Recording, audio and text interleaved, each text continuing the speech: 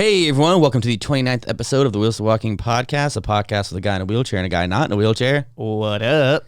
Yo, so something we wanted to bring to your attention, if you guys don't already know about it, is our Clips channel. So the Clips channel is basically a channel where we take our entire episode and chop it up into 6 little segments that we release every day until another new podcast comes out. Yes. This serves 2 purposes. Purpose 1, if you don't have time to sit and listen to the podcast in its entirety or wish that there was a shorter version, you can go watch the Clips channel.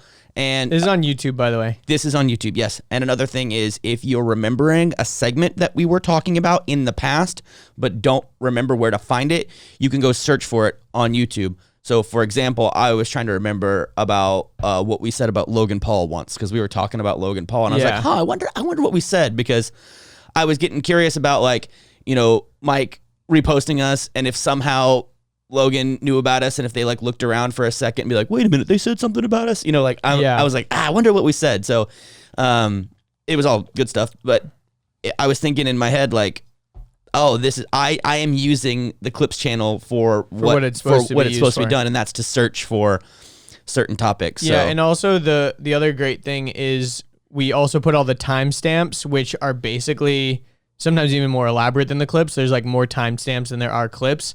And another hack that you can do if you're trying to find a specific episode of the podcast is if you go into your podcast app, depending on what app you have.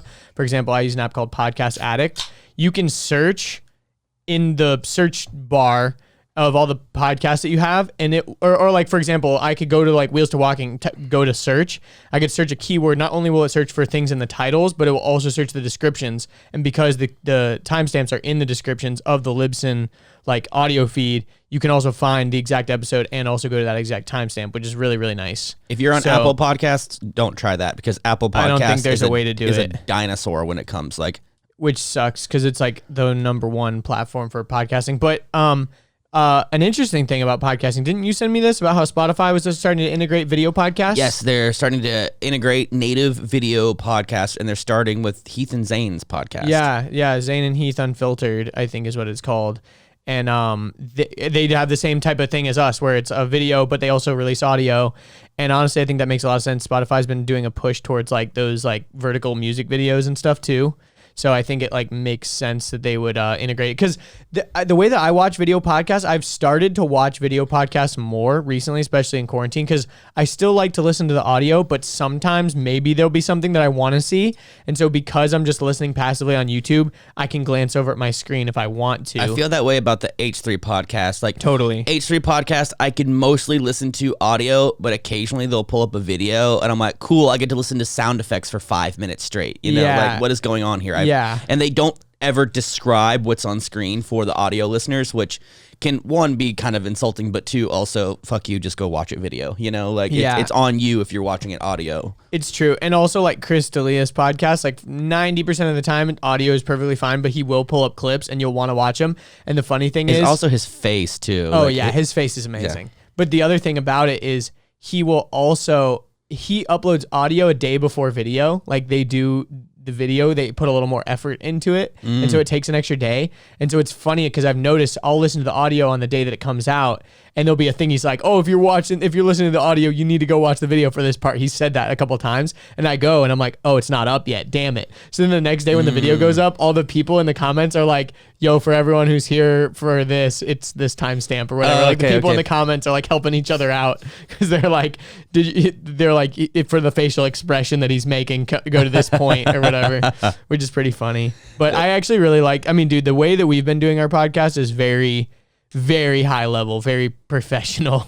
Like, we've put so much effort into this. Our podcast follows the same recipe that our main channel did, which is show up, act like you're pro, and then everyone else will figure it out along the way. Yeah. You know, like, our first videos on YouTube were professional videos. They were better than some people that have been posting for years. And I think that's the same thing. I mean, I watch some people, like there's this one dude named Juke Squad. Do you know Juke Squad? He's Tifu's brother. Have you ever seen his videos? He's like he does all the like stunts and pranks and stuff like that. He's like a dread-headed hippie that lives in Florida. And he's Tifu's brother. And his videos are like so amateur, but he has like millions of followers and stuff and gets so many views. But his editing style is just so like 12-year-old. Like, but I think that just proves that like content is king. Yeah, and personalities. Like he's very entertaining as a person, so you'll excuse like all the cheesiness and like just the roughness of it, which sometimes kind of adds to the charm. Like I think sometimes when things are too polished, it almost comes off as like fake and like it gives you that TV vibe. Totally, especially on channels that are like kind of small still. Like it is kind of like rough sometimes. I mean, how about we just look at the past 5 or 8 videos that we've put out? They're so pro, they kind of have lost their soul. You know, a little bit. Like not the last one, I don't think, but I agree, but my thing is, our channel is mostly about adaptive action adventure. So we got a huge audience based on like adaptive action adventure and collaborations and like stuff about disability. So whenever it's a video that we do just in the apartment or a video that we do just in one static shot, like we're lucky if we get 3,000 or 4,000 people to watch it. Like lucky if we. How did the last one do? Not good. I mean, a little bit better than the previous one, but the previous one was our worst. So yeah, it's like I don't know. What was the previous one again? Our accepting the Shorty Award. Oh yeah. Well, that kind of makes sense. Yeah, so we had a Shorty Award video, and then which sucks because I put so much time into that video. In the most recent video, I put balls ton of work into that video. Yeah, we both did. So much research. Jesus. Yeah, I mean the last one, it was just more gathering all the assets. Like, I mean, 50% of the visuals are B-roll, like for sure, at least half of it. So you got to think it's like a 15-minute video. That means I had to come up with 7 straight minutes of like B-roll, basically, out of my ass. Yeah. Which what your asset list was helpful. Like Richard helped like put together a list of like assets and stuff.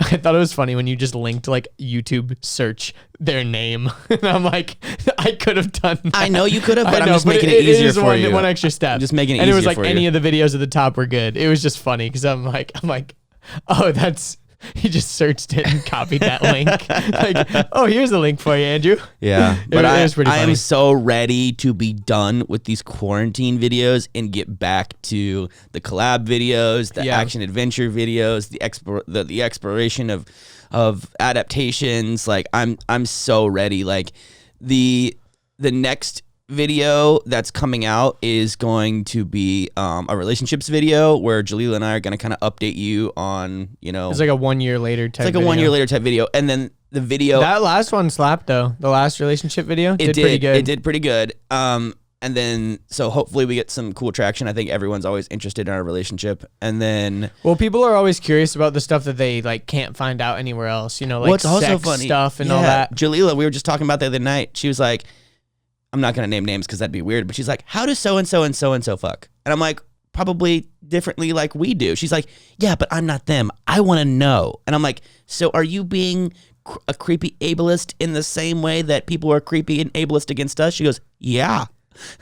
Like, yeah, I think so. She's ableist was the wrong word. I think it's not really curious. Ableist. It's just curious. Dude. Yeah, I used the wrong word there. It's not ableist at all. Like I'm always curious. Like I think I mentioned it on a podcast before. It's like I'm not necessarily like always curious in the sense of like, ooh, I want to know because I'm being like deviant. I'm like legitimately just curious, like how does that work? Like his body's different, her body isn't different. Draw me a picture, okay? I want to just at least draw me a picture. I think that's why Squirmy and Grubs work so much because like 90% of the audience is just like, how does any of that work? Like they're literally just watching just like in confusion and like awe kind of. Yeah, I think they put up a video recently and I think Jalila casually watches their channel every now and then.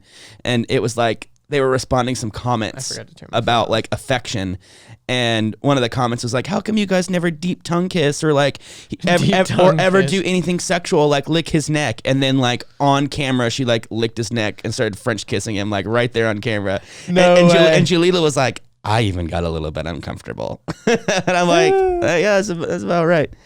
That's funny as shit. Yeah, man, but there's I can't wait for you guys to watch this video because like Jalila initially, if you remember, we were like 6 months in and she was still getting used to the whole like people looking and stuff. Like there was a lot she was still getting used to and we were kind of infantile in our maturity of the relationship, and we were more talking about like the dating aspect of like how to get a girlfriend, and like this is what a girl thinks about like a guy in a wheelchair, and your perception's messed up. True that. So now we're gonna it's about a year and a half out, and we're gonna talk more about like the dynamic of our relationship and like certain things we do or certain things we don't do, or like the division of labor, or you know who helps who do what, or you know like there's so much stuff, and like I almost don't like we were gonna talk about it here, and I think maybe we might explore it, but I almost want to do it after we release the video, because I know for sure we're gonna talk about that in the video in that today. video. Yeah. Oh, we are. Okay. I told her, okay. and she's down with it. Yeah. So Okay. it's Okay. basically, Then we won't. we'll give you a spoil it. little teaser. We have discovered a way to incentivize PT, and for those of you that have been You following this, incentivize PT, which is physical therapy. Yes. Yeah. So I because almost messed up the acronym because I was thinking of the other acronym. so my you guys know I got hit by the car. Legs all messed up. I've been immobile for basically 4 or 5 months. I've been using the wheelchair exclusively because the pain is so bad. I'm not exaggerating when I say when I stand on it, it feels like someone's hitting my leg with a hammer. It hurts so fucking bad. So the only way that I can make it feel better is if I do mobility exercises that initiate that pain. So I have to basically lay on the ground and force myself to hurt really bad for like 30 minutes.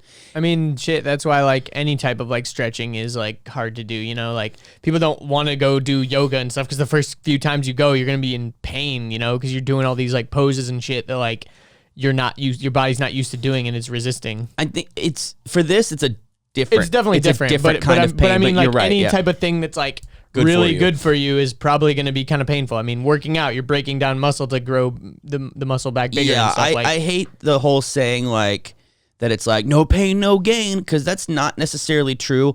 I think it's more like some pain is required for gain. Like, I don't think you have to intentionally like hurt yourself 10 out of 10, but I think you need to push. There's a fine line between hurt so bad you never want to do this again versus hurts, but then after you're done, it feels better. Yeah, for sure. Like sure. there's There's nice, like excruciating pain and then there's like discomfort that you have to push past and yes, stuff too. yes, that's And a it good can be example. like painful, but it's not necessarily like a massage can be painful, but it's not like it's unbearable, you know? Like it can be uncomfortable and like all that. It's a hurt so good type of thing. But Yeah. I've been reaching out to so since we're not fully like over the COVID thing, and I think we won't be completely over it for a while. Well, to give some context too, like Georgia is like starting to pull back on a lot of things. Like gyms are open. Like, I would say lot that of they things are are open. more than halfway open. yeah, restaurants are still like not allowed to have like indoor seating. They're just doing like carry out and stuff like that. Well, actually, no, I lied.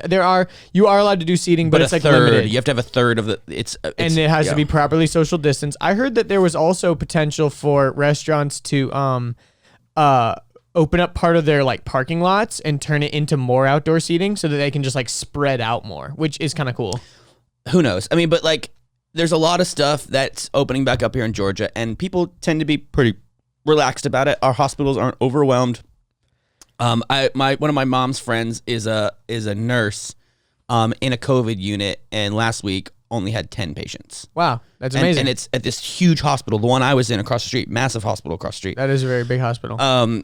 And she was saying that it's kind of boring because there's no other issues coming in. No one's because like, everyone's afraid to go to the hospital. there's no like car crash people. There's no extreme sport people. There's no like construction work people, like all the typical people you would assume would like need to get stitches or have broken bones or like hurt themselves. Well, I think they're probably kind of avoiding it too. Like, I mean, I think about my leg. Like, I probably could have gotten stitches on that little hole in my shin, but like, I definitely didn't want to because it was in like the height of all the scare of everything. Not going. Yeah, and like, yeah, I can totally understand that it would be kind of boring in those COVID units. I mean, you see all the nurses making TikToks. No.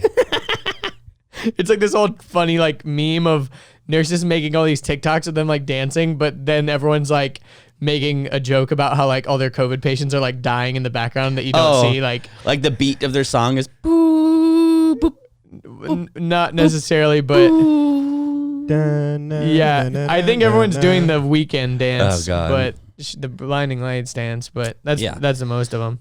But that being said, is I am not ready to hop on a plane yet. I'll probably be ready to get on a plane in 1 to 2 months. The thing about probably. planes though is no one's on them. I think honestly, no. Did you see this recently? Nope. A lot of people are on them, and they're not following social distancing. United is under some major fire right now because they said they were going to leave the middle aisle open and they were going to follow really close social distancing policies, but their planes are cram packed and they're full. They're full flights. People wearing masks, but it's full flights. I have not seen that. The only images that I've seen are empty flights and they don't do any service. Like they don't bring you snacks or anything, obviously. And after every flight, they have this fogger machine that's basically a giant Lysol fogger. Like a germinator. Like imagine like literally like one of those fog machines that they would use at like a club, like one of those fog guns. It's one of those fog guns, but it's full of disinfectant, and they go around the whole plane and spray down everything. My friend's a flight attendant, and she's been posting like all this stuff because she works for Delta. I'm not like afraid of it or scared of it. I just know that like I'm not ready yet. Give me a month or two. Yeah. Give me a month or two. I'll be ready. So I kind of am thinking about buying some like crazy flights because they're so cheap and all these airlines are still offering like any deals. Cancellation because of COVID. Like you can be like, yeah, I'm not going because of COVID, and they'll give you they won't give you your money back, but they'll give you a voucher. So it's like if you're there's gonna almost fly like later, you might as well. I mean, you're just like tying up money, but it's like almost like it seems like such a thing. Like I should just take advantage of the opportunity. I can like fly to Madrid for like $300 round trip. Like what the fuck in like October? Well, we don't know when we're going to be allowed to even cross like you can Canadian leave the United borders. States. No, I don't think so. You can leave. Like they're not gonna like our government's not gonna stop you. I don't know. Spain's gonna let you in. Yeah, no one might let you in. But I'm saying if you can buy it for October. I mean, if the flight is letting you buy it, and then later on they'll let you know like oh, your visa will not allow you to enter this country. Like, you won't be able to take the flight. Makes sense. It's like a 50-50 shot. Like this could be a cheap flight or this could be $300 that's like stuck. Yeah, but also in the grand scheme of things, like risking $300 on like an awesome trip that would normally be like $1,000 is like not that crazy. I mean, it's not that bad. I mean, $300 is $300, but it's like no, I agree. Shit. I agree. And also like I was thinking, I was only listing Madrid too because it's like I have like my au pair family that I like literally would just be able to go live with like. Andres, so cultured, high pinky raised. I should go to Madrid, hang out in the mansion with my Italian family. Madrid is Spain. This is coming from a person who got his passport like last week. Did you get it? You got your passport? I mean, it was like a couple of months ago, but yeah, I got it. Oh, nice! I didn't know that. Yeah, I got it. Hell yeah! Because Jalila and I were gonna go to Canada, bro. Do an international thing. Wait, where are you gonna go? I don't remember. It was some thing that we were gonna do. I don't remember. It might have even been Mexico. Like it was something like simple. Yeah. But yeah, I can't wait to go do a video with Christian and Daryl, like my two Canadian homies that do the sickest things. But so I've been doing Georgia videos. So all the people that I know that live in Georgia that are like 2 to 3 hours or less away, like close enough. And I've been reaching out and just feeling the water, being like, hey guys, like the things are kind of getting a little more relaxed. Like I know that I'm okay with having like, 1 to 2 people over. Like for example, I've got, 2 people here right now. And as long as they're being safe, and I don't also mind going over to someone's place as long as I know that they're being smart and safe, and we're keeping distance, yada yada. I basically just prefaced it as that, and I was like, yeah, I'm planning videos for the next couple of months, and I want to get you guys involved, and what do you think, and blah blah blah. And I basically just sent like video texts out to people, and a lot of yeses, and they're gonna be so cool, guys. Like the people themselves, even just for a sit down interview, are gonna be cool, but also like what we're gonna also do while we're there, because a Wheels to Walking video always includes an interview and some type of like really cool like action adventure type stuff. Yeah. I mean, but if you also, that's what I was gonna point out earlier, because you were like, Wheels to Walking is all about adaptive adventure. It is, but also like if you think about our biggest videos, like why I use a wheelchair if I can't walk or whatever, or like why do I use a wheelchair if I can walk? It's a lot of sitting and talking too. Yeah. Well, also just like, that wasn't necessarily like adaptive adventure, but it was like an explainer of something like interesting, or like giving like context for like your unique situation or whatever. Yeah. Also, yeah, and that's one of the things. Is like I personally have thought that like I've become a little bit boring, especially for long-term viewers. Yeah. Like especially with like all the AMA videos and like all the times that when I'm interviewing people, I always talk a little bit about my experience. Like I feel like sometimes I'm stuck on repeat, so I'm almost like kind of done talking about myself. But maybe I could find ways to explore, you know, me and my life a little bit more. But yeah, I mean, I think that there's still a lot of aspects of your story that you haven't like shared before. Maybe you and I could have a optics conversation about that, where you could be like, here's a part of your life that you should probably talk about that's kind of cool, or like here's something you should talk about that's kind of cool, or whatever.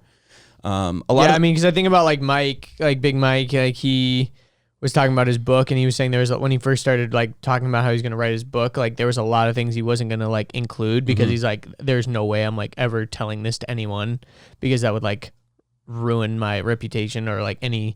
I don't want anyone to know this, and why would I write it in a book where anyone could know it, sort of thing. And I think that there's a lot of things in the Untold Story what I was gonna make, you have posted about, but I still think like there's probably like some things or whatever. I'm not even like not saying like you haven't told the full story. I think you have, but I'm saying like in that context, get deeper. I mean, we still have never even made like an Untold Story video, you know, and that's like the biggest story. I mean, it would be a cool video to make, and it would just be me talking. No, not necessarily if we reenacted it. That could be complicated, but yeah, I get what you're saying. Yeah, but that would be the banger. Yeah, so it would be like we could make it awesome or boring. It would be, in order for it to be awesome, I think it would have to be like a big production. Like it'd have to be a proper like mini movie, basically. Yeah, but we can make it happen. I mean, like, hey, sponsors, who's got like 20 grand they want to give us? Yeah, I mean, shit. It could be like a rehab or something. Oh, that could be interesting.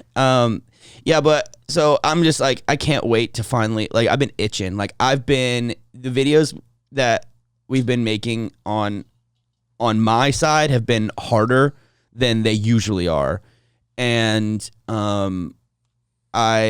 they're not getting that great of response because most people that showed up. Well, also like YouTube views are down too in general. Oh yeah. I mean, even the people that I watch on the regular, I don't care about their stuff because it's like boring. Like Drew Gooden put out a video the other day and I was like, pass. And then I liked it. And the next video he put out, he was like, a lot of you guys didn't see my video from last week. And I was like, oh, I saw it. It was just trash. So I skipped over it. Like, I was like, I don't want to see you and your wife sitting on a couch making crafts. Like that doesn't. I think I just really like his wife. She's funny. Oh yeah. But yeah, I thought it was good. Yeah. But yeah, I agree. Like everyone is boring right now, especially celebrities. Yeah. But I think AJ groans. But I'm just so excited. Like, so this next week video is going to be the relationship video. There's a video that's coming out after that is, I think, going to be the perfect YouTube recipe. And I'm not going to say any more than that. But like YouTube, just the platform has certain things it likes. And this particular video is going to have like 2 or 3, maybe even 4 elements that are really YouTube loves, and it's unique, and it's me. I think I know where you're going with this. So it's going to be an ASMR mukbang with slime? Bro. A DIY ASMR mukbang. Oh, you're going to be slime. making edible slime in ASMR. Bro, you caught it. I literally just nailed it. You nailed it. But we're going to do a commentary video about... Yeah, of course. And it'll also be a gaming video because you'll be like playing Minecraft. But we're gonna vlog. But we're gonna vlog the gaming of the edible ASMR. You know, yeah. Fuck yeah, dude! That video is gonna be a slapper. And then GTA car tricks. That is a random video trend that always kills. I even watch them and I don't play GTA. Yeah, it's like you watch me ramp off this building and land on a plane, and you're like, "This is weird," but I'm into it. Like, and then all their cars look like 6ix9ine. Yeah, dude. You know what's another thing that I've noticed that's been a huge trend on YouTube with those types of videos is like physics simulators. Have you ever seen those? Where it's like launching a car off a cliff in Jupiter gravity, and you're like, "What?" Like, and you just can't help like but clip on it. And yeah, like it's like 8 times of Earth's gravity, so they can't even like roll off the cliff properly, and like they literally don't get any airtime. It's just like it's so funny. Anyways, yeah, it's gonna. I think it's gonna hit. I think it's gonna hit hard, and then I think also like I'm not gonna even say anymore because like It's going to be so cool. Because it's going to hit, and we're going to do an ASMR mukbang with slime. And I'm going to incorporate some other little elements into it that are going to make people like want to like tell other people about it. And it'll be a beauty share video about too. We'll be doing makeup during it. Hi, sisters. Oh my God. You do a better one. Do it. Hi, sisters. That was actually really good. Scary accurate. Or the Shmee impression. Hi guys, I'm Shmee. Hi guys, I'm Shmee, and today we're going to be taking delivery of my brand new Ford GT. Or say the Senna. Of the new McLaren Senna. We're going to be taking delivery of my new McLaren Senna. I'm definitely not looking right in the lens. I'm looking in the viewfinder. Above the lens, yeah. Can we also, if people don't know who Shmee is, they have no idea what we're talking about. Can you do the Jordan Peterson accent now? Oh, I gotta have something to say. Talk about like act as if you're like explaining something to a class. Like talk about the thing you have to know is what's something that he would like say. Talk about like COVID or something. Well, if you have a crab, the crabs, the lobster, it's the lobster. Lobster. The lobsters, they want to tear the one lobster is trying to escape the bucket, but the other lobsters try to drag him back down. It's the lobster paradox. For those of you that don't know, Andrew's really good at impressions. Yeah, dude, I've gotten some compliments on my impressions recently on Facebook Messenger. People are like, dude, I was dying when you're doing that impression or whatever. I mean, you even get compliments from people that are like they're like, oh, I'm from France and that French accent was hilarious. Or like, I'm from Britain and that one was funny. Yeah, another comment that I got from last episode was you were like, our hardcore listeners are sitting with us, for like an hour and a half every single week. And I said, or 1 hour if they're listening on 1.5x. Yeah. And they were like, dude, when you said that so fast, I literally fucking fell out of my chair. Like, that was the funniest shit. Or 1 hour to listen to 1.5. And they were listening on 1.5. So they're like, oh my God. Yeah, it's pretty good. But, that's funny, man. But speaking of celebrities that are boring, what about Elon Musk? Dude, Elon has fucking lost it, dude. Like, Elon is one of these people who, okay, so I think there's an evil genius. I think there is a fine line between genius and insanity, and I feel like he's towing that line really hard right now. I feel like he is currently on the cusp of just like, oh, come on, Elon. Well, he's also a very public figure. I mean, like, you don't see a lot of these other people that are running, like, major things, like, tweeting as much as he is and being so outspoken as he is. Like Bezos. Bezos keeps himself really. You don't really see Bezos. You don't see Bill Gates as vocal. Bill Gates is a little more calculated, a little more PR-ish and stuff. Like, he's more about, like, public health. Yeah, and also an interesting thing about Bill Gates, apparently, like, he's so frugal. Like, he still goes to, like, Taco Bell and shit. Just like Warren Buffett.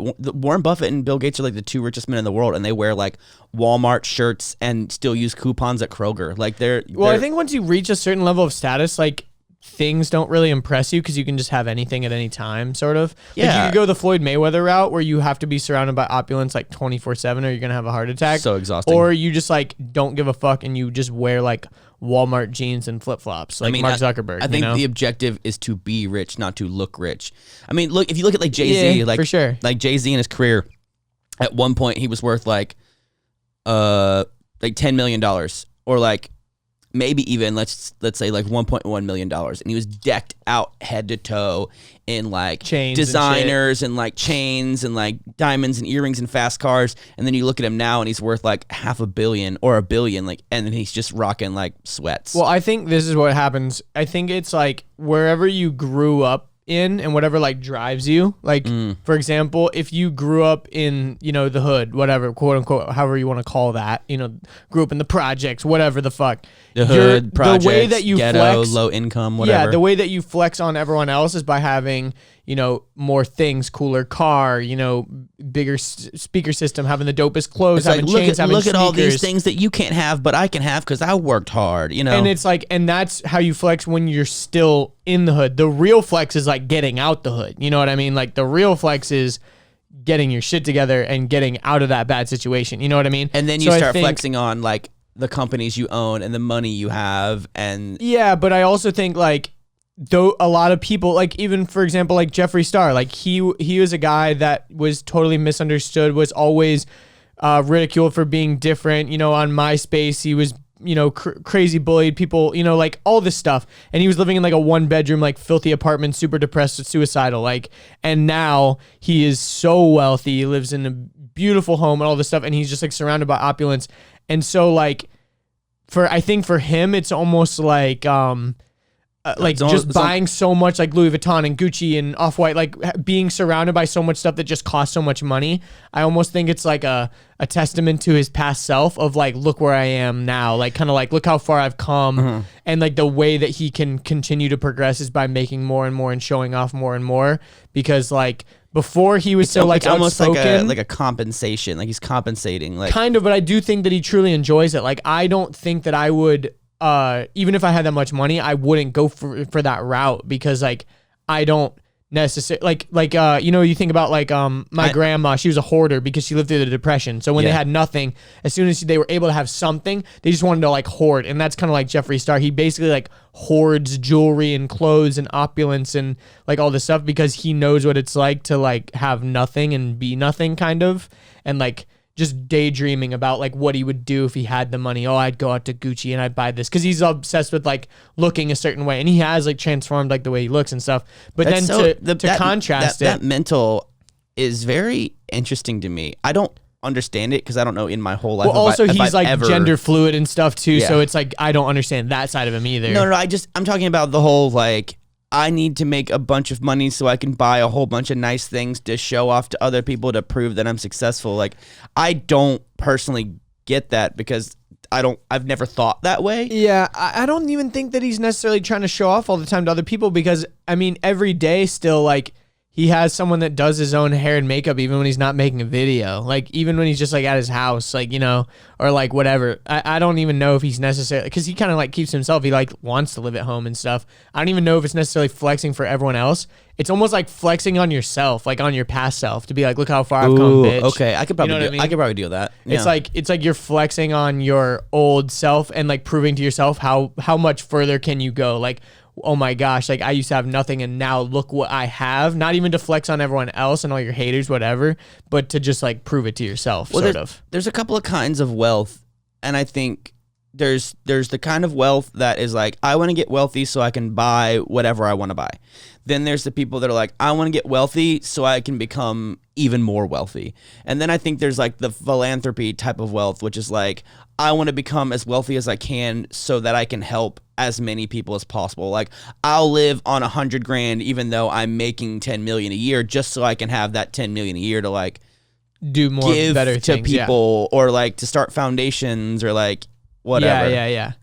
Like, the goal isn't to like end with all the money. It's like make all the money so you can like give all the money away, sort of. I think that's like the route that Bill Gates is kind of taken, like even like Jackie Chan, wasn't it? Or it was Jackie Chan. I was about to say we that. talked about this on the podcast. Yeah, I yeah, swear. yeah. Yeah. He gave his money away. He But anyways, wanted his son to make his own way. Yeah, but anyways, the point that I was trying to make with that is like, you have someone like Jeffree Star, or then you also have someone like Elon Musk that is in some ways kind of similar to Jeffree, because he like, has created these mega companies, and also like the value that these companies like provide, like Jeffree is actually providing a real physical product to people. It's not like he's just like doing some scam or something like that and making money on a sleazy way. He's created like a very viable brand that people are very attracted to and collect every single thing that he puts out. Same thing with Elon, and even same thing with like Amazon and Jeff Bezos. Like, they've created these massive companies that have provided a lot of value. But I think the difference is like Elon has had that phase in his life where he wanted to like have Lamborghinis and strippers and stuff. But I think it's changing right now. Yeah, and he's like, I'm trying to get rid of all my houses. I don't want all these material possessions. I think his girlfriend also has something to do with it too, Grimes.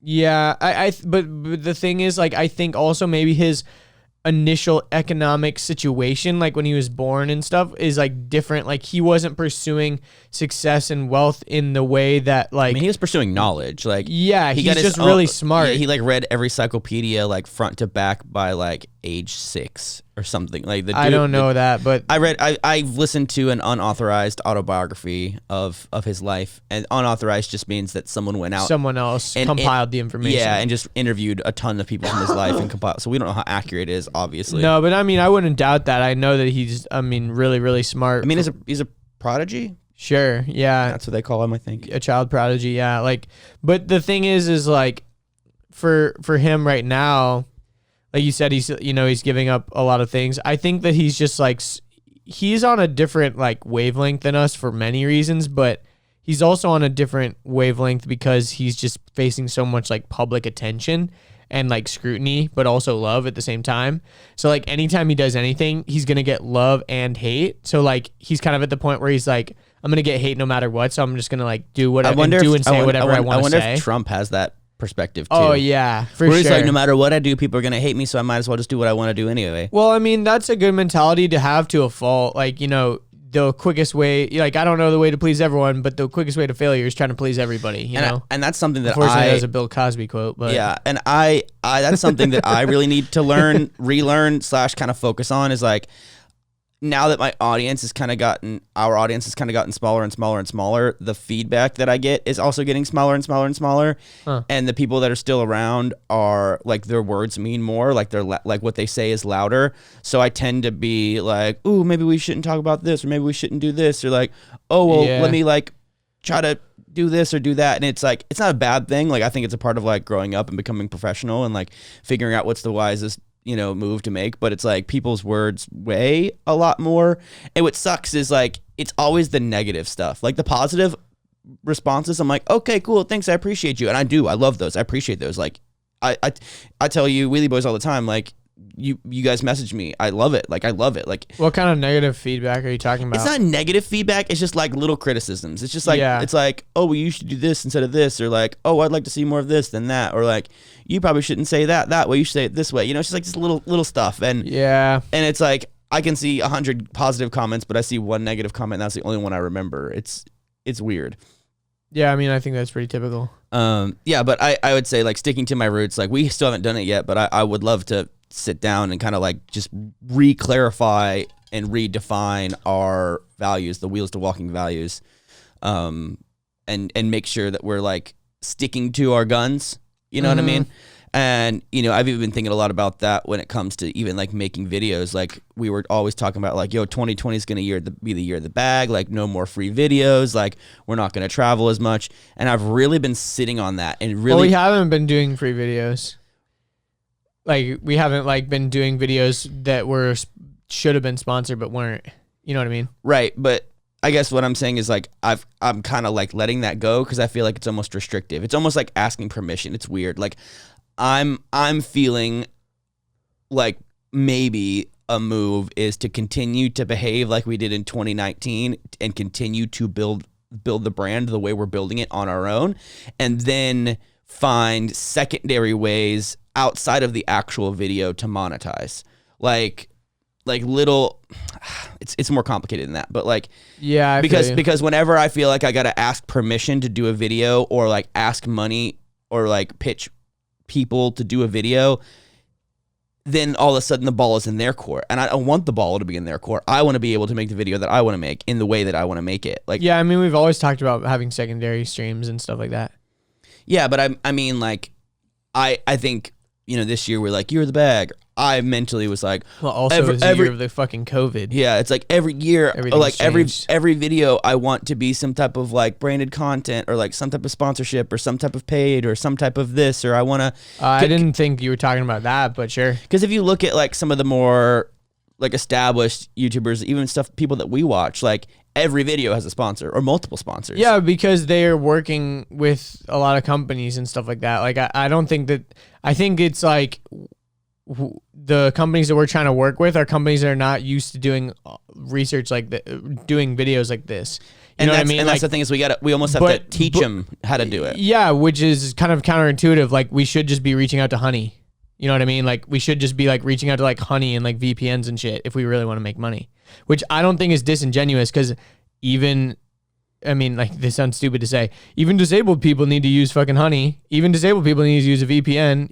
HelloFresh, like all those Dollar Shave Club. Like we have gotten approached by companies like that, but like we never like took it further. We never followed through. Yeah. Yeah, but that's like our fault. Like, you know what I mean? Instead of being like, hey, Jim, that like is adaptive in a random state, like let's do a video together. And they're like, we've never done a video together. And it's like, well, we're going to teach you and spend all this effort and trying to teach you why it works. And then they may or may not like do it, and they may or may not pay off. But like companies like Honey know that based on a certain amount of views, they're going to get a certain amount of clicks and then a certain amount of money. You know what I mean? Like they've already got it all calculated, and we could just be working with brands like that are like services and stuff, especially ones like Honey that are free. This podcast is not sponsored by Honey, but that's you download Honey, but it's free, and it's like a no-brainer. I guess like that's we what I'm could saying, be doing that in the sense that like I would like to sit down and redefine values, because like for the longest time it was always like value-added, disabled products, disabled industry stuff only, and then it kind of went, okay, fuck it, we're doing this on our own, we're doing our own intellectual property, we're doing merch, we're doing clothes, we're making our own wheelchair accessories, blah blah blah blah blah blah blah.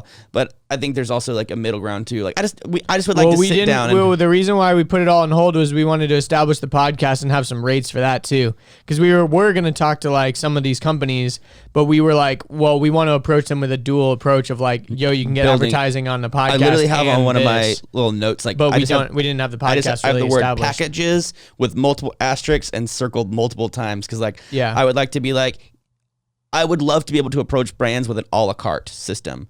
Be like, everything from $100 to $10,000 is available. How deep do you want to go? Mm-hmm. You know, like you can pick and choose each individual little thing that you want to do. You can combine, you can add, you can subtract. We can do combo deals, do discounts, yada, yada, yada. Like I need to figure that out for myself, because but I also think when you give people that many choices, then they're going to go for the lowest risk, lowest amount of money versus like just giving them something big and being like, take it or leave it. But I think that's fine for like a pilot. I think that's fine for like the first encounter, the first engagement. Yeah. Like I think about even like our podcast sponsors right now, like I would love to continue to do bigger and better and cooler stuff with them, but like they needed to see within their budget if they're going to get a good return on investment just by this thing, and then they'll be like, oh cool, we are getting value out of this, now we feel more comfortable spending more money on the next thing, and like, oh well, that got a lot of good return on investment, so let's see if we can spend money on the next thing. Or like, oh well, what if we want to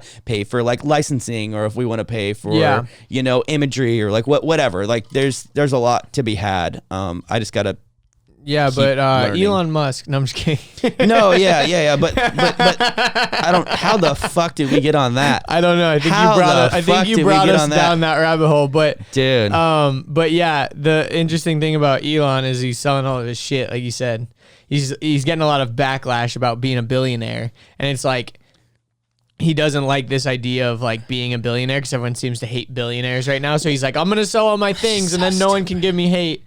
But I kind of understand it, because he's getting a lot of fire for like quote unquote being a billionaire, but you also have to understand that like he's not the type of billionaire that we should be hating. Like the types of billionaires quote unquote that everyone like should hate are the types of just like stockbroker type people that are just pushing around numbers and just making money off of interest, or like just like making money just because they're already like generational or whatever. You know what I mean? Like it's fine. I'm not one of those types of people that hates billionaires or whatever. But me neither. I saw an article bashing Jeff Bezos. It was like, Jeff Bezos about to be the world's first trillionaire. And I was like, okay, cool, neat. And then I like read the article. It's like, Jeff Bezos is now profiting off of COVID to be the world's first trillionaire. I'm like, oh, so he's an evil guy now because he had a service that's according to them, those people, he's always been evil. It's like an online service that like delivers products directly to your door. That's a bad thing. It's like, no, that's a good thing. Like, what are you talking about? It just like think about COVID without something like Amazon. Like that would suck. You know, sure. like it was like the forefront. It was like the pioneer of all this online stuff, this drive-through pickup stuff, this quick grab and go stuff. Like, I don't know, man. Like, and I also get a kick out of it. It's like, world's first trillionaire. It's like, no. There are trillionaires, and there are 100 trillionaires out there, but they live in countries that don't require 100. That's a lot. Think about all of the like Saudi chic oil money, generational wealth people, because. I mean, trillion is still a shit ton. But they live. I don't know if there's 100 trillionaires. No, I'm saying like a person who has $100 trillion, like, or like 100 trillion, or like 10 trillion dollars, or like there's, because they live in countries where they have 100,000 million. Let me finish. They live in countries where they're not required to openly talk about their money. Like Yeah, it's I agree. the U.S. is the I only agree. country. I would just push back on the number. Well, 100 trillionaires. That's I believe that there's probably 100 billionaires. let me walk it back. A trillion is 1,000 billion. So to be a 1 billionaire is a shit ton. Let me walk to be it back. A trillionaire. Let me walk it back. There, no way in hell Jeff Bezos is the first trillionaire, is what I'm trying to say. I could probably get down with that. No way in hell he's the first one. He's the first one that lives in a country where they count your revenue thanks to the tax system, where it's publicly available information, because it's a publicly traded company. But I promise you, there are trillionaires and lots of them. I think about Russian oligarchs. I think about Saudi oil princes and their families. I think about all the people in Brazil who they're so, dude. Like, but also again, those are the types of people that we should be quote unquote hating on. Or I whatever. agree. Those are the ones. Yeah, those are the ones that are burning down rainforests for palm oil and shit. You know what I mean? Yeah, most of the people that people put a lot of negative energy towards are not necessarily the people that you should be putting negative energy towards, because there's way more people that are way more evil and do way more harm, but no one knows about them because they've gone through they're great not lengths in the public eye. Yeah, hidden. secret. Yeah, exactly. And they have all these monies and all these overseas accounts, and they're dodging all these. Yeah, because for every things. puppet that you see, there's always a puppet master that's running the real shit or whatever. And not to get too conspiracy theory, fucking InfoWars type shit, but the people that are in the public eye are way too in the public eye to be doing anything that's legitimately terrible. Yeah, because they would be caught and busted and ripped to shreds. Yeah. I mean, yeah. Anyways, but the one thing that speaking drives of people that are hated, I want to think one more. I want to make one more point on Elon. One of the things that drives me insane about Elon is he just talks way too much about stuff that is just an idea, and he says it as its certainty. I'll talk specifically about how there's 100 trillionaires. Correct. Bum, bum, bum, he goes on podcasts and talks about things that are not true, that he's saying are fact.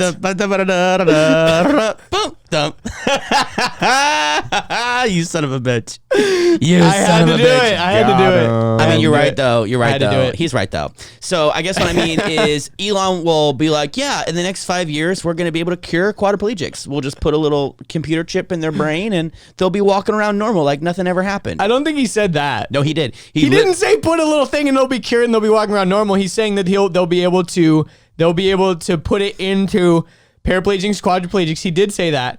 He never said they're going to be able to walk around like normal. Yeah, he did. He goes, it will even be better than normal. He literally said that. Those were actual words that came out of his mouth. I don't know if he's talking about in regards to brain damage or physical stuff. No, he was saying, yeah, you just plug it in, it reconnects everything, and you're healed. You're good to go. It's a huge promise, and anything. He didn't say it like that, but yeah, I mean, he is suggesting that for sure. And anything in the world of science, if a scientist ever says, yeah, it'll be ready in 5 to 10 years, that means it'll be ready in never. Yeah, but we know that, about him, he's never on time with anything. Elon time, gosh. E.T., it's like, all right, guys, here's the thing. I've got this truck. I'm going to make $250 million in pre-orders, but I'll get it to you when I get it to you. But everyone, but to be like, oh, what the fuck, Elon? You said it was going to be this many years. It's like, that's fool me once, shame on you. Fool me twice, shame on me. Whatever the fuck the saying is. Fool me once, shame on you. Exactly. Fool me twice, You know the shame on fucking me. saying. Yeah. Basically, it's like, if you were that fucking dumb to think you were going to get that truck in a year, then you deserve to lose your $100 pre-order, dude. Fuck you if you're complaining about $100 pre-order. And you can return it, I think. Yeah. Okay, here's the thing. The Model 3 pre-order was $1,000. The Cybertruck was $100. They were just doing it to inflate the pre-order numbers. So if you're legitimately mad about that, you can go fuck yourself because you're just dumb. No, dude, no. If you're mad about that, you don't understand what's going on because obviously everything is delayed. But especially with the Tesla Roadster, there's no official release date, but people still put in pre-orders because they're that big of fanboys. Yeah, these big sweeping declarations like we're going to space and we're inhabiting Mars and we're drilling tunnels under Los Angeles and we'll be able to drive from LA to San Francisco in 1 hour and we're gonna cure all brain disease and spinal cord injuries and we're also gonna do this and we're also gonna do that. And it's like, Elon, you're one person. Yeah, he's one person, but that's the thing is he's running companies where he has done extraordinary things. I mean, agreed. Fuck, dude. Agreed. Look what SpaceX is doing. Look what Tesla's already done. They're disrupting the industry on such a massive scale. I mean, so did SpaceX, so did Tesla. Like That's literally what I just said. We'll see. Yeah, that's what I'm agreeing with you. We'll see what happens with Boring Company. We'll see what happens with Neuralink. Who knows? But the thing is even it's if any of it's those, such a pipe it's funny dream. because we can shit on him for like all these things that he's saying is going to happen and then things don't happen. But it's like, okay, yeah, what about the things that's that did true, happen? but like, though, yeah. but like, hey, Joe Schmo over here that's calling him out on all the things that didn't happen. You've definitely said things that you were going to do that you didn't fucking do, but no Big one's fucking things coming. But no one's paying attention to you because you're fucking irrelevant, bro. Like, Big things coming. Keep an eye out. 2020. Big things coming. And it's like, it's easy to put Elon on this like certain level because it's like, oh yeah, he's just genius, but he's still a fucking guy. Like he's still just a human, and he's also weird as shit. I'll like agree of with course that. he's gonna be weird. I'll agree with that. He's weird as fuck. Like he's like so Elon strong. God. He's so strong in all these other categories. Of course he's gonna have weaknesses in like social skills. Like he's a fucking dork. Of course he's gonna talk out of his ass sometimes. But like the people that change the world are the people that are having big crazy ass ideas. Like it's almost kind of like the thing is like, oh, if you shoot for the moon, at least if you miss, you'll land among the stars. It's like legitimately true with Elon. If you it's aim like, for the stars he's and miss, literally- at least you'll land on the moon. I don't think that's how it works. It's one of the two. It's if you shoot for the moon, you'll land among the stars. But stars are way further away than the moon.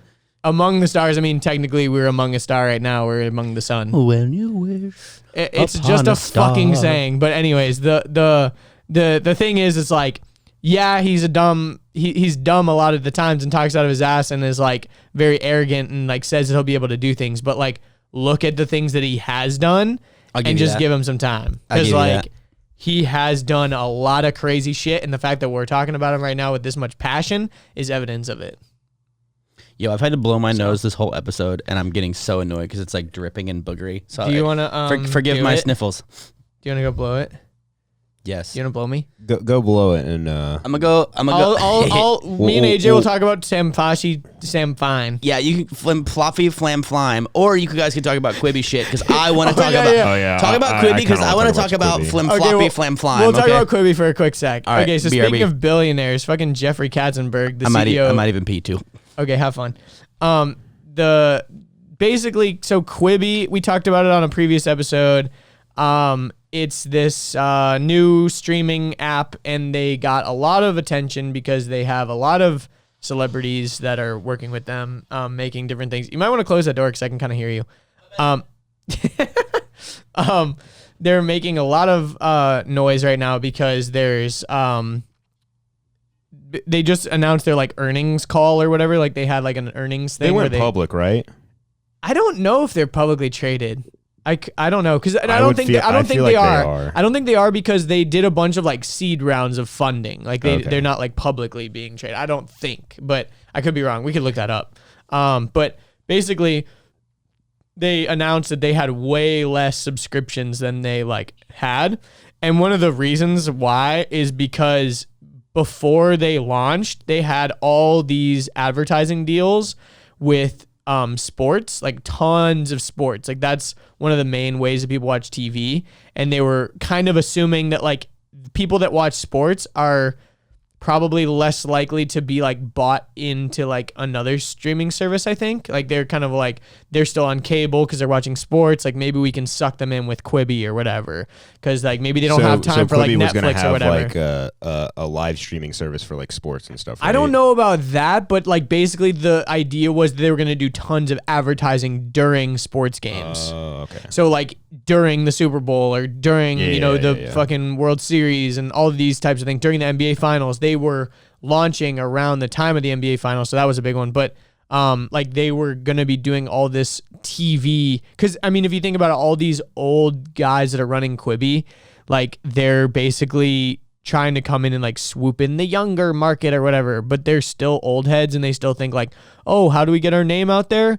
Oh, we need to like put tons of money into like traditional advertising. Yeah, I mean, I can see how it could work, but just the way I think you're right. Just the way they approached it with this kind of like oldie mindset. Yeah, they're kind of just like didn't work. hello, fellow kids, like Yeah. that whole thing. And it's like you're like trying to grab this demographic in like the worst way possible. But it's funny because they were doing tons of ads on Snapchat right now. Apparently, I don't really use Snapchat, but like apparently a lot of people are saying that on Snapchat, like every other ad is for like Quibi right now because they took that ad budget that they were gonna put on like TV commercials and stuff and just like poured it right into like Snapchat and things. Well, Snapchat's a vertical platform too, so they're kind of just like trying to slap it on there and make it look good. But the funny thing is like if they were actually smart with that, it's like, okay, you're trying to capture like a quote unquote like younger audience, all this stuff.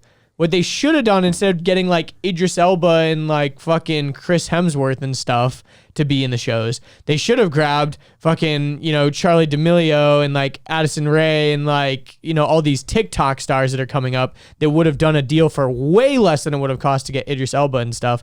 And people would have gone and watched those things. Because if you look at the YouTube trending page like right now, like so much of the top is just like TikTok people just making YouTube videos that are not good, but people are just so hungry for these new personalities. It's kind of like Vine. Like when Vine first started blowing up, it was just a channel to like distribute these new personalities that no one had seen before.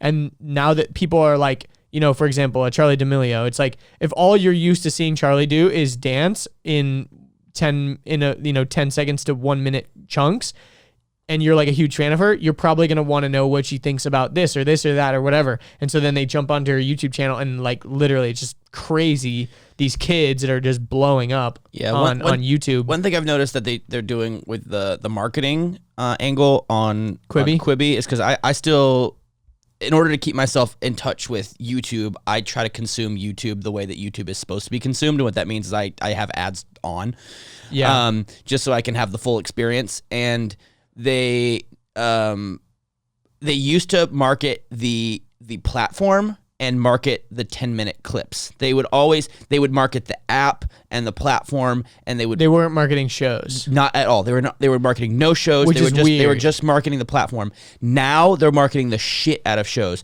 where you watch this full trailer and it's like available only on Quibi, and you're like, oh, I got it now. You know, and they look really cool. They look really intriguing. And there's even stuff that I'm like, dude, if I had a Quibi, I'd probably watch that. But it's a 3-month free trial too. Like you can literally just sign up for free and watch for 3 months. Like I got it just to like see what it was up, but like I didn't care enough because it's like I hardly have enough time to like scratch my own butt, dude. Like I'm not. Well, all you need is 10 minutes, just a Quibi, a quick bite, just a Quibi. While you're fucking taking a shit, watch a show, watch Punk'd with Chance the Rapper. Like, dude, the thing about Disney Plus that was the shit is they had one show that was a must watch. They had the fucking Mandalorian at launch, and everyone wanted to watch the Mandalorian, and it became like a cultural phenomenon. Baby with Yoda. Baby fucking Yoda. And the thing about Quibi is everyone just knows about Quibi, but no one's talking about any specific show in general because there's so fucking many, and they're all a must watch. It's like the thing about any new platform is you got to start small and then work your way up. And I think they started way too big. You got to start with a proof of concept and see if it works. Yeah. And it's like, dude. But they just had a bunch of investors that were like, you guys want 10 billion together? And we'll just all come together. Is like, no one was complaining that the streaming war, like that there's any sort of streaming service that's like quote unquote broken. Like no one was coming into the market to fix a problem. Like no one was like, man, I wish I could watch more content, but it's just way too long. I need 10-minute ones that I can watch vertically or horizontally. No one was fucking asking. But there had for to that. been some market research. There had to been people. Of course. There had to been people at Hulu, people at Netflix, people at YouTube. People have been looking like the average watch time for a video is 4 to 8 minutes. Maybe but if when we you just only look at data, maybe if we just make the show for instead of making 1 hour, why don't we make 10 minutes? Yeah, you know, and I agree. Like, yeah, if you look at that, like the reason why people watch YouTube videos is because they have time for a 10-minute thing. But you're not going to YouTube thinking, I've got 10 free minutes and I want to watch a piece of content. I'm going to go to YouTube and use up these 10 minutes with this video. No, you're literally YouTube's just, are sessions, you just dude. think, it's a session. Yeah, it's a session. You just think like, oh, I'm going to jump into the YouTube app because that's what I do because I'm a creature of habit. And I open up the app and I see, oh, Danny Gonzalez opened a video. I'm a simple man. When Danny Gonzalez makes a video, I click. So it's like, I just don't understand. Like you said, I'm sure they did tons of market research, but it's the epitome of just looking at data and not understanding why the trends are moving that way. It's like, kids these days like vertical content in 10 minutes or less. And it's like, why though? Because the platforms that have caused that. Okay, TikTok, it's a vertical This platform. reminds me But of why like are they a- spending so much time on TikTok? Because of the personalities on TikTok. Why are they spending so much time on Snapchat? Because their friends are there and the personalities on the platform. Quibi's brand new, so no one knows why the fuck they should go there. To watch And a the short movie? And it's like, Watch a short why movie, do I short love? show, I don't Why do know. I love Idris Elba? Because of his multi-hour-long epic movies, not for his 10-minute shows. Why would I want to go watch Idris Elba for 10 minutes? I like watching him for an hour. Well, let me ask you I this. like watching Chris Hemsworth for an hour. I like watching all these people for an hour. Like it just doesn't really Let me put something. make sense. So I have a hard time watching movies in their entirety. I have a very hard time sitting still for an hour and a half. And but do you start a lot of movies and don't finish them? I start a lot of movies and don't finish, but I also start a lot of movies and then we'll go back to them if they're good enough. Like I'll Do you go ever finish Parasite? No. Sad. I know, very sad. I can understand that the subtitles can get. I'm an Well, no, he idiot. just Reading is fucking hard. left. No, I'm a dumb shit. He Reading left is at hard. The best part of Reading Parasite. is hard. He AJ left- knows what I'm talking he about. left Reading at is the hard. Climax of the movie. Yeah, like Right before it started to get really fucking interesting. Well, this is actually what happened. like, Jalila looks. they're in the living Jalila, room. Nah. Jalila looks at me and goes, "I'm sleepy," and like starts to fall asleep, and I just paused it, and then like a week later, I was like, "Hey, you want to finish Parasite?" And she's like, "Nah," and I'm like, "I'm not gonna watch it either. Delete." Like, I don't. Yeah. I don't know. No, but it's funny because I'm like the opposite. I don't start a lot of movies, but if I start the movie, I'm like gonna finish it most likely, unless I fall asleep.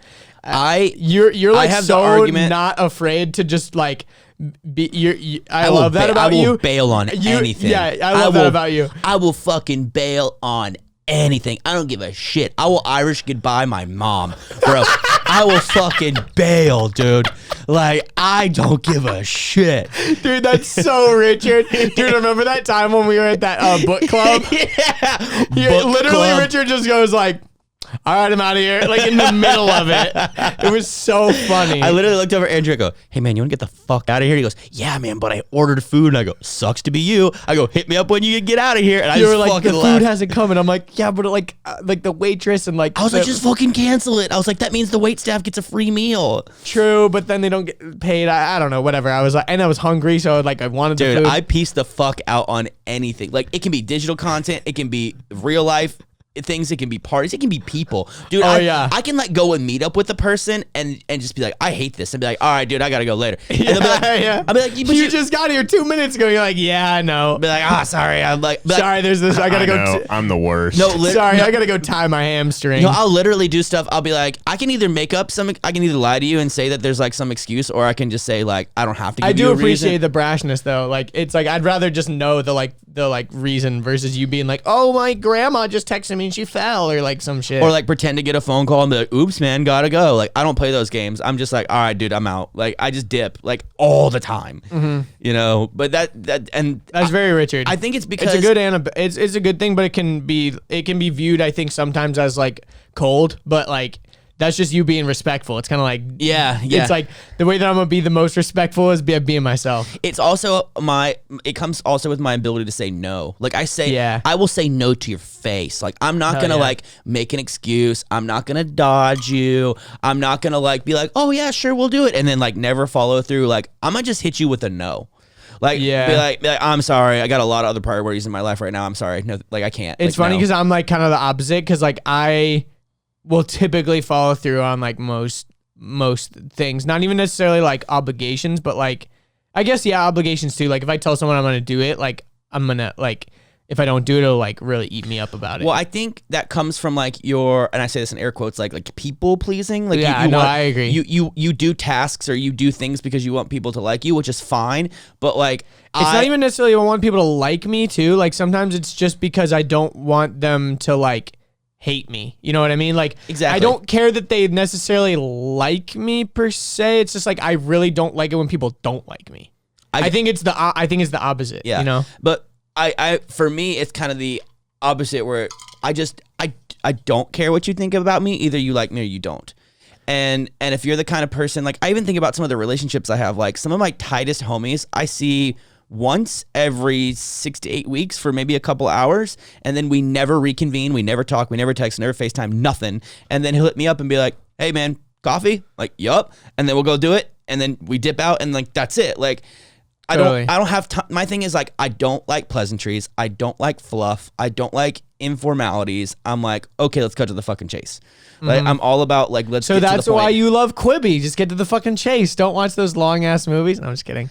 I mean, just I playing. don't. So for me, a lot of people's most valuable asset is like money. For me, it's my time and attention. It's like what my brain does. Like, I understand my brain has limited capacity and I want to use it for the most optimal things at all times. Like, I don't have time for bullshit or stuff I think is bullshit.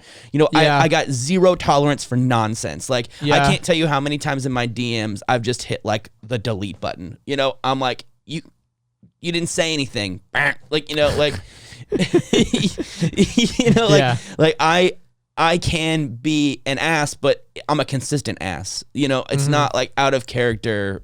Yeah, I agree. Yeah, and I think again, it's like a thing that people love or hate you for, sort of. You know, Yeah, like it's true. on the internet, especially. But Speaking of people loving and hating things well, on the yeah, internet. that too. But I was gonna say something a second ago about movies. Yeah, I think when I start movies, though, I'm like the type of person that doesn't watch a ton of movies. So if I am gonna watch a movie, I need to have it been like recommended to me a lot, or like I need to know that like a lot of people think it's a really good movie. Dude, You know I'm what I the mean? same way because I'm so sick of seeing bad movies. Yeah, and you're like a big movie buff too. So yeah. like you take pride in like, you know, movie you stuff. guys want to hear how much of an asshole I am? What? I'll walk out of a theater. I don't think I've ever walked out I've of a walked movie. out of a couple Dead theaters. ass. Like, I'll go to a theater. I've walked out and asked for a refund before. I don't even ask for refunds. You can't, but you can. That's very simple to do. You just literally go like, Yeah, that you- movie sucked. Can I have sucked. some money? Or you can be like, it was vulgar, and then be like, sorry. Yeah. You know, so this funny thing that just can't go back in. So Jalila and I do this with everything we watch, whether it's TV show, whether it's movie, like no matter what we're doing, at any point we'll look at each other and go, vibe check? Like, we literally have to make sure it's like the right vibe, and we'll be like, yeah, no, this isn't good. Nah, this isn't a vibe. Like last night we tried to watch Too Hot to Handle, we watched Rick and Morty, we watched Trailer Park Boys, and we watched some other movie, Back to the Future, and like, but like all in like little bits and pieces and like random That's so episodes and funny. stuff. Because out of nowhere we'd be like, vibe check, and she'd be like, yeah, no, this doesn't fit. You know, like Yeah. like we try to like. It's funny how that happens sometimes, where you'll be like showing someone a video, and then halfway through you realize like It's kind of lame. you're like, this is kind of lame, and I'm realizing it's lame. And if I was by myself, I might continue, but like I don't want to make this person sit through this shitty thing. I always ask. I'll be like, Jalila, you into this? She'll be like, yeah. I'll be like, you want to keep watching? I'm like, yeah. Especially if it's something I've recommended, That's respectful. That's nice. and then vice versa. I don't know. That's funny that you point that out, because I knew the whole like no and like dip out of things that I don't give a shit about is very much my personality. But like, I've never considered that like a bad thing or like seen as like a dickhead thing. I just see it. This is how I see it. I think also it could be seen as like you don't commit to stuff necessarily. Like if like maybe I'm not saying this is the case, but I like commit for to stuff example, I want to commit to. Yeah, but you dipping out means that like maybe you didn't take enough time to figure out that was the thing you didn't want to do. You know what I mean? Like my brother, he's like so calculated. So like when anyone makes a bad decision, he's always like, what the fuck? How could you be so dumb? Kind of attitude, because whenever he makes like any type of big decision, He thinks he's about it gonna a like lot. calculate it a ton. You know what I mean? And so like he kind of takes pride in like making a good buying decision. And if he makes a really good buying decision, he like won't shut up about it, like his Tesla, which honestly like fine, like it's an awesome thing. But it's funny because like Peyton's like, we can't talk about the Tesla unless we're in it, okay, Matthew? I mean, she's he like was tired of he him was- talking about his car. He was the one who like recommended the purple mattress, and like that thing basically like broke my fucking Well, back. you also got the different number than him. I got a upgraded version. Exactly. Upgrade. But the way It's like buying the TRD Camry. It's like I didn't tell you to buy the Camry because it was like Yeah. a sports car. I told you because it's like reliable and safe. yeah. So Like this thing sucks. It doesn't even go fast. It's like I told you to buy it because it was like a decent car, not because it's fast. it's funny how you say like it looks like a lack of commitment, and I can totally see that perspective. Yeah, I don't see it as that way. But No, but I like think someone could see it that perceptually, way. but the way I see it is that I can make decisions very quickly. Like I have the Yeah. ability to pivot and move and change my mind. That's like a leadership mentality. It's Whenever I like, want. Cut the fat. Let's go. Like Yeah. I agree because I think it's kind of like the mentality of the first step of like getting yourself out of a hole is to stop digging. It's like, well, I already made it this far. I got to keep going. I got to keep digging myself into this fucking rut. Rock bottom is when you stop digging. Yeah. And like being able to see where things are going and being able to have predictions. And like one of the things that I don't know how I've managed to somehow get really good at this is not only changing my mind, but not feeling bad about it. Yeah, that's a good trait to have. I change my mind all the time. And some people get annoyed and they get upset because they're like, what are you doing? Just flip-flopping all over the place. And I'm like, I don't care. I'm like, I'm going to figure out what I want to do. And if I make a decision and in 2 minutes later, I'm like, this is a stupid decision, I'll go back to the other decision. Like, yeah, I think some people could view that as you not making the right decision off the bat is like, you should have taken more time or whatever. But what's more stupid is staying committed to a wrong decision. And I see people do that all the fucking time. Especially with relationships, bro. Dude, holy shit. Dude, people will commit to some shit. It's a bias. It's we're already this far. I guess we got to get married. It's called like, yo. Might as well have a kid. It's called sunk cost bias. And if you look this up, if you want your mind to get absolutely fucking blown, it's called sunk cost bias. And basically cunt sunk yeah cunt sock bias.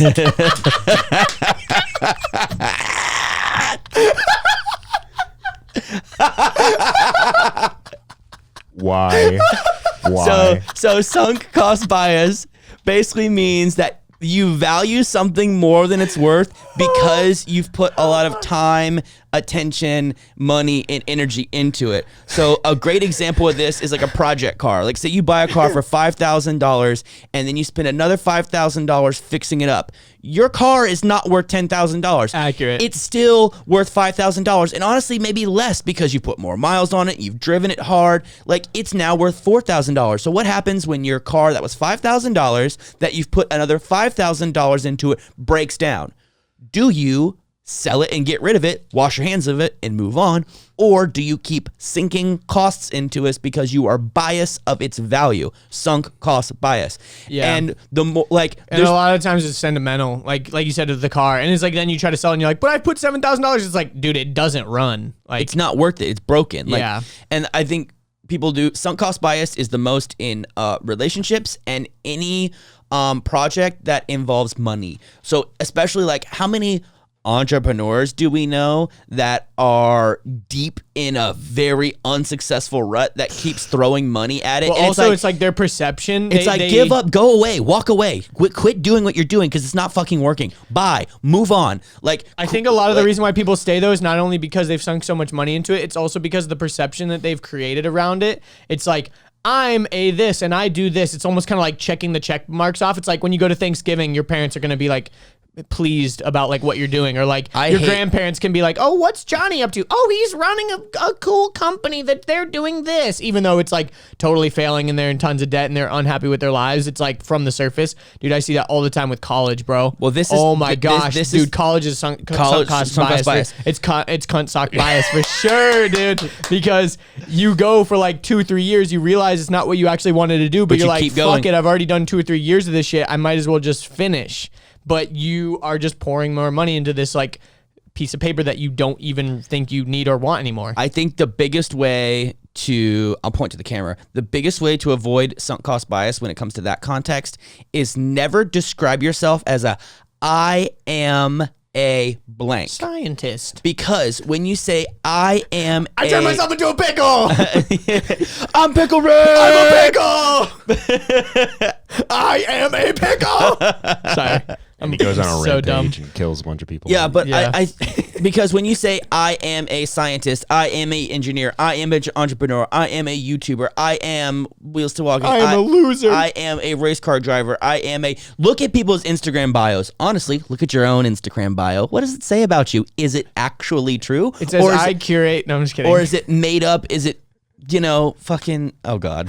Oh God, I know what you did. I know what you did there. Is it made up? Is it a fantasy? Is it what you wish you are, but people think it's what you are? Like, I am a blank, a blank, a blank, a blank, and a blank. It's like, I've never seen you do any of those things ever. Accurate. Like there's Or Mine you're, says or you're I'm a- trying to do those things. Yeah, exactly. Like you're exactly. tryhard I mean, at You're it. trying I mean, really hard and- to be those things. I mean, Mine Andrew says and I'm I- a public swimming pool. I've always wanted to be a water slide, and Yeah. I'm trying really hard, but it says that that's what I am. yeah. So it's like It really does say that. you and I believe very strong in this thing that I think people believe the opposite.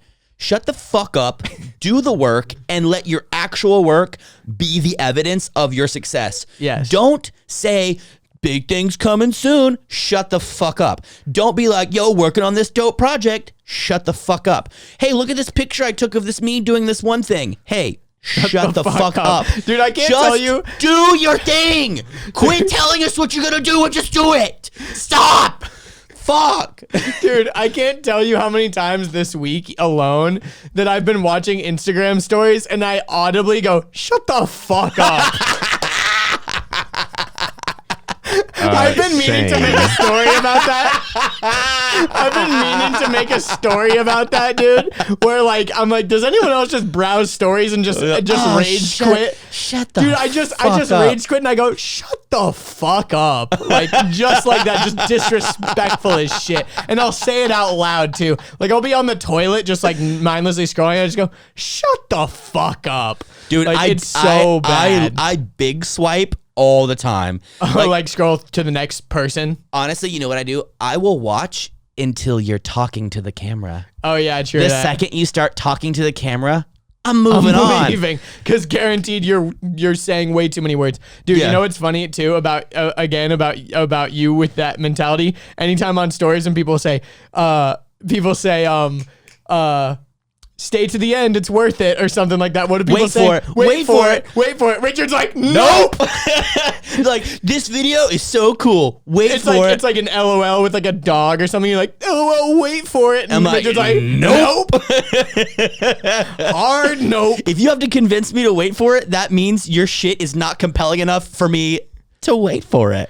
Well- so I'm gonna leave. You basically saying wait for it is basically you saying this is really, really bad and I'm really, really desperate for you to like it. Please watch to the end. I've been in the situation where I've been just taking a random video and then something really exciting happens at the very end of it. And then you're like, oh shit, this is worth it to post. But like the beginning sucks. So that's why you have to put it. But I agree. Well, there's a wait for it, and then there's also the best parts at the end. That's two different things. Yeah, I it's guess always- so, Like, yeah. like wait for it. Boom. It's like, ugh. Dude, yeah, half the time the wait for it is like not worth it at all.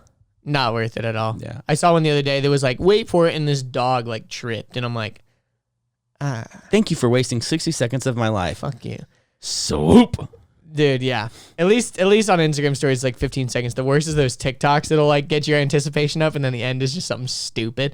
No, there was this one, oh my gosh, because TikTok just loop too, and it was like an endless loop of this guy trying to like land this stupid trick shot. Oh, he's like, wait for it, And but, he's like, but he wait never, for but it, he and never, fucking makes does it. Or that one meme of the guy with the skateboard. You know how skateboarders will have their skateboard by Yeah. their side and they'll run Run with it, before they- and the guy just keeps running with it, and he never gets on never his drops skateboard. It's it. like, this trick is insane. Yeah, he's like, So he's running funny. around. But I yeah, have something to say. yes. You know who I've said, shut the fuck up about? Who? 6ix9ine's newest music video. Oh, yes. I'm mad. You're mad. He mad. She mad. It's like you're mad, haha. It's like, okay, no one's that mad. Like, we just don't care. You. But obviously we do, because it got 200 million fucking views in like 2 days. I am responsible for probably 90 of those plays because one day I was out running errands and I just had that bitch on repeat. You're digging it? Dude, I do Dude, not. Richard is a high-key Tekashi fan. Everyone and shut a up. Bad Baby Everyone fan. shut up. I hate him. I love his music. Oh my god. Oh my god. The beats Richard bang. loves objectively bad music. Oh, the beats bang. The lyrics are fucking catchy. And the music video just has asses. My favorite thing in the entire world. Okay? So much ass. And it's literally like, I'm like, Oh, like 6ix9ine music makes me want to fight people. Like when I'm in the gym, all I want to do is just like lift heavier. You know what I mean? Like to me, 6ix9ine is the equivalent of like when I'm pissed and I listen to Bring Me the Horizon and I'm like trying to like listen to metal and like sing along and be like, but I'll listen to fucking 6ix9ine. It's like, these bitches think I'm stupid, I stupid, and I'm like, yes. But he is a person. These bitches think I'm stupid. But I ain't stupid. But him as a person, oh my god, just get the just scram, dude. Just scram. Shut the fuck up. Shut the fuck up, dude. Like he went on That Instagram. should be the name. I was just saying that should be the title of this episode. Shut the fuck up. I'm writing it down. But make sure we got to censor fuck because We can do it on Libsyn, We'll do but STFU. Nah, Stufa. shut the bleep up or Oh, whatever. we'll Shut figure the it out. asterisk. You'll see it when you see it. You'll see it when you see If it. it's on YouTube, it's probably asterisked out. If it's on Libsyn, we don't care. And we for sure are putting 6ix9ine in the thumbnail. That's clickbait as fuck. Oh, yeah. Yeah. Yeah, for That- sure. But dude, we should Photoshop you as 6ix9ine. Yeah, please. Oh my Can gosh. we please? I got you. Can we please? Oh, God. I'll help I with got that. you. All right. So yeah, but- So listen, like he. First of all, The music video. Here's my take on it. The music video, not bad. I mean, for people who haven't watched it, like you said, it's just a lot of ass, and like he probably had limited time to make it because I mean he just got out of jail.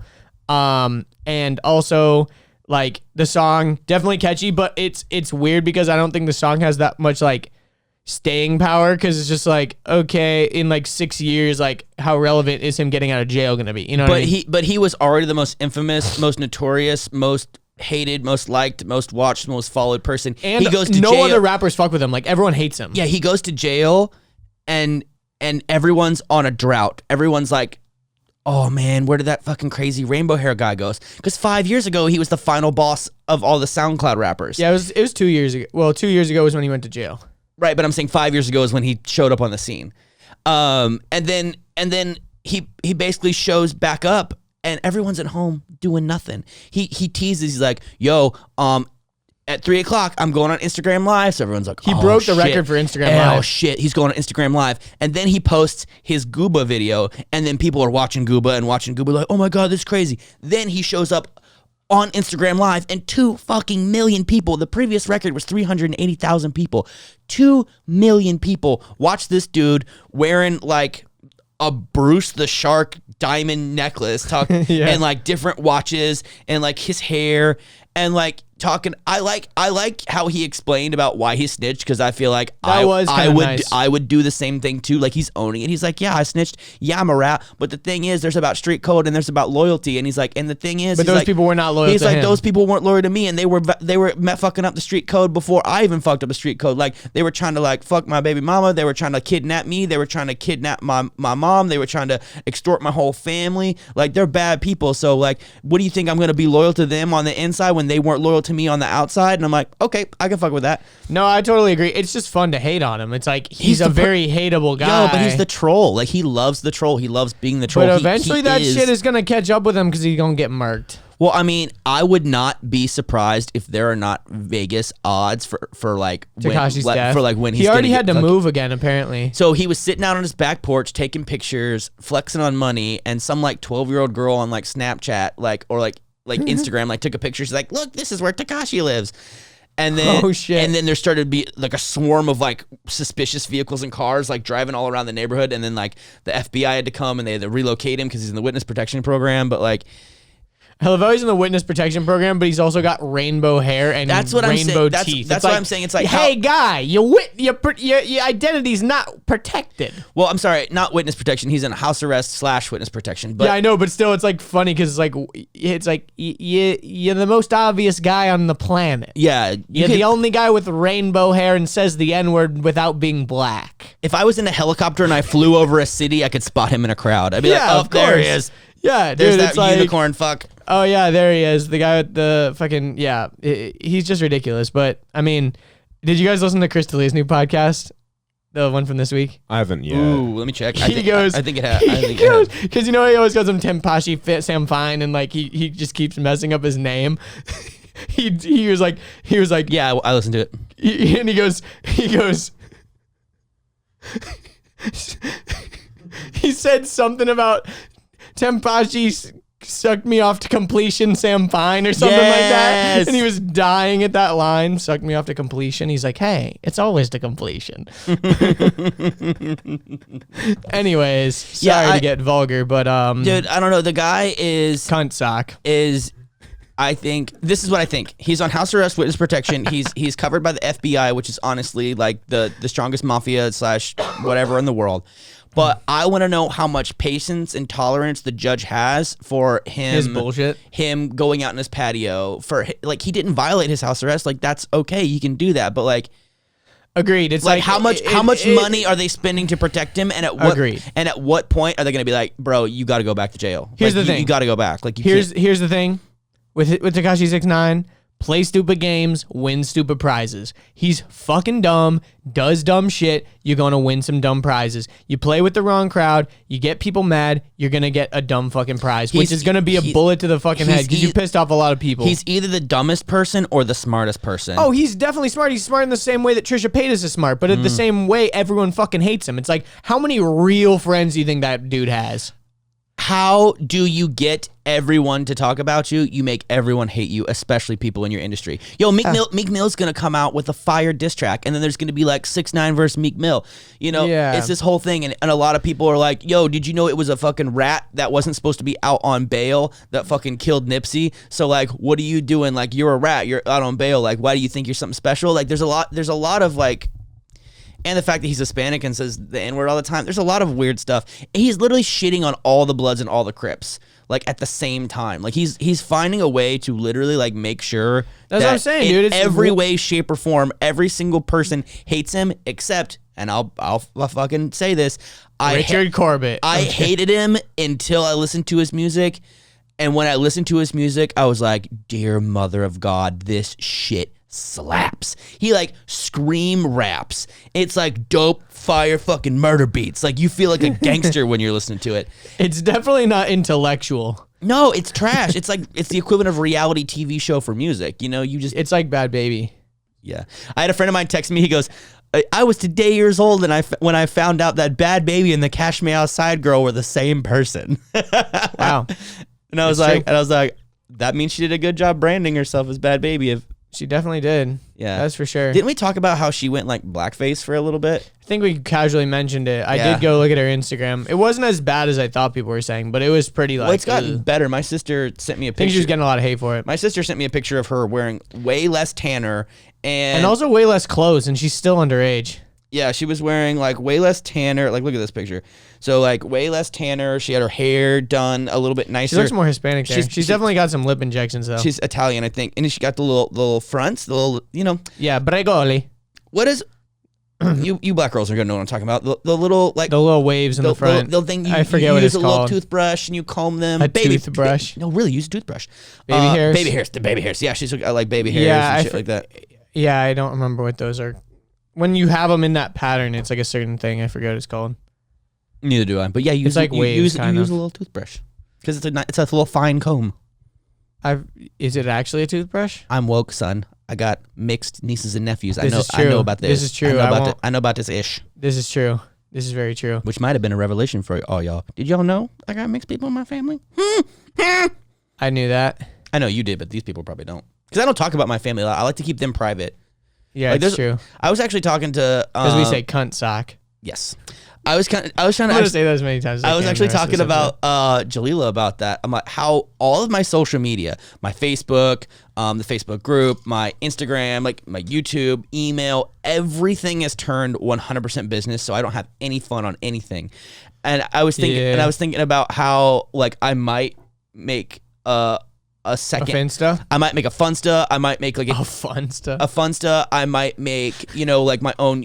So in the same way. So I upgraded my computer recently, and I took my old computer and. Well, you bought a new computer. My new computer is now my work computer, and my old computer is now my fun computer. Like it's a fun computer. I only do fun shit on it. Like I don't I only do fun shit, and my email's not hooked up to it. No social media hooked up. I can escape work. It's a way that I can be on a computer and escape work. And I think I want to do the same thing with the phone. I think I want to get a phone that can be my just fun phone. Even have a phone number that like maybe only you and Jalila know, that no one else knows. You know, so when I want to turn off on a weekend, when I want to turn off on a trip, I can just put my work computer and my work phone somewhere else and be like, that shit, stay away, because I have a very hard time turning off.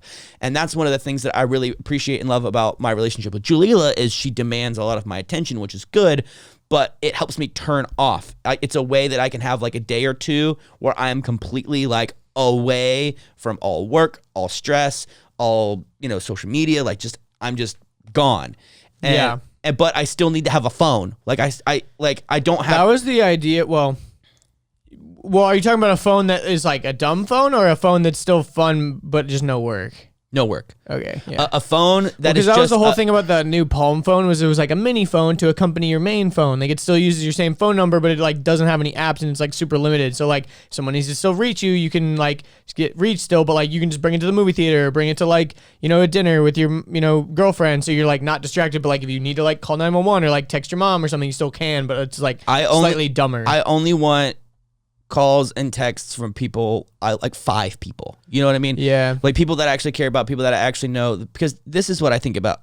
Everyone's like, well, what about emergencies? I'm like, real emergencies require 911 not calling me.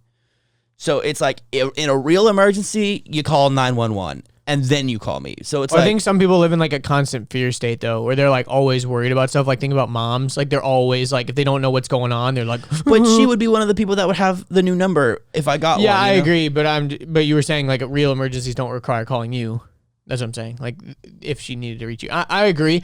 Honestly though, I think getting a whole new number and phone and stuff, it like sounds real convenient, but over time it just becomes the main phone that everyone knows they can reach you on. You know what I mean? Like it and then you're stuck carrying 2 phones. Exactly. Like in theory, it sounds real nice because I've thought about that too. Like, oh, it'd be really nice to like have separation. But I guess like, I would just like it's kind of like having divorced parents and then like having 2 houses. It sounds kind of fun at first, but then it gets annoying because you're like, oh, did I do this on my fun house at my mom's house or my dad's house? Oh, fuck, I left the Xbox at my dad's house and now I don't have the games for the new Xbox over here. Oh, you know, I left my computer and my charger for that phone is over here. I guess what like, I it just mean becomes is a I would like fucking mess. I would like my fun phone to have an Instagram account that no one knows about, a Facebook account that no one knows about. But who's no one? Because over time, it's like It's like then you're just making the closest people to you have the hardest and most annoying time dealing with you. No. You know what I mean? I mean for just like observational purposes. You know, like I agree. I want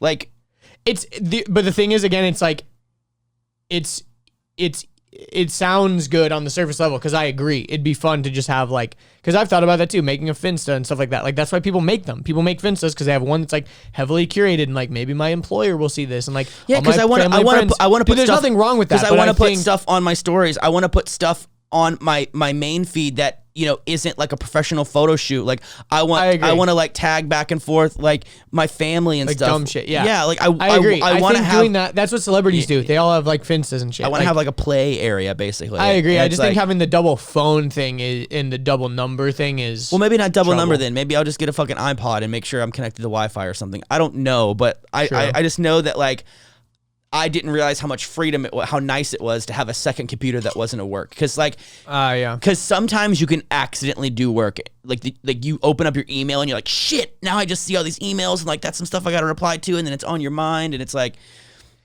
yeah, I don't know. I agree. I think it is hard to escape that stuff, especially when you can just like log into things really easily. But yeah, but I just would like to draw a metaphorical like line in the sand that is very much like. When I'm using this phone, it's like this phone plus this computer equals work. This phone plus this computer equals play. And like when I want to completely like turn my brain off and go full like no work mode, I use the play phone and the play computer. Well, that's very privileged of you that you think you can just talk openly about having 2 phones, and there's people out there that are still struggling to have even one phone and they're rocking an iPhone 5, Richard. That's fucking disrespectful. How dare you? You're basically acting like a billionaire out here, flexing all your wealth and just talking about all your possessions and things, while there's other people out here struggling during COVID and they don't even have an employment check. Wow, disrespectful, cunt sock. Follow us on places. Follow us on places. See ya.